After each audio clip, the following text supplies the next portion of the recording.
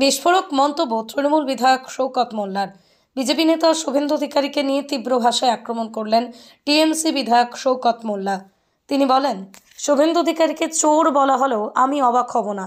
এমনকি কোনো ডাক্তার যদি বলে ওর মাথায় চিকিৎসা দরকার, তাহলেও আমি অবাক হব না। শওকতের আরও অভিযোগ, বাংলার সবচেয়ে বড় চোর হলো শুভেন্দু অধিকারী। নিজের রাজনৈতিক অস্তিত্ব টিকিয়ে রাখতেই বাংলায় অশান্তি পাকানোর চক্রান্ত করছে।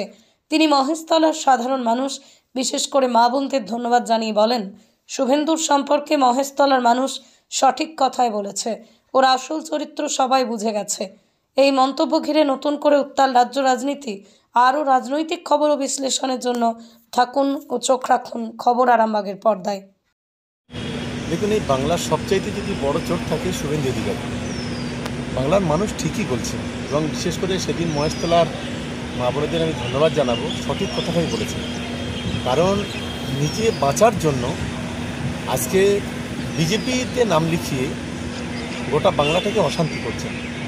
স্বাভাবিক কারণে এরপরে যেখানে যেখানে যাবে সেই এলাকার মানুষ শুধু চোর নয়, ডাকাত বললেও খুব বেশি অসুবিধা হবে বলে আমার অন্তত মনে হয়।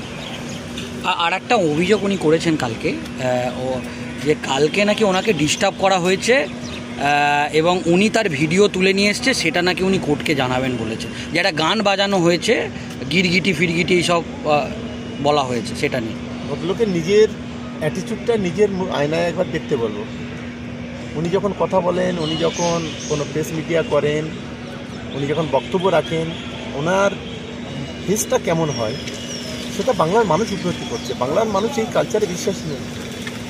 আজকের মায়ের মতো নেত্রী মমতা বন্দ্যোপাধ্যায়কে যেভাবে প্রতিদিন অপমান করছে, বাংলার মানুষ কিন্তু এর জবাব দেবে, এবং আগামী দিনে বাংলার মা বোনেরা রাস্তায় নামবে এই ধরনের অ্যাটিটিউড, এই ধরনের ব্যবহার, এই ধরনের নোংরামো করার জন্য তৈরি থাকতে বলেছে।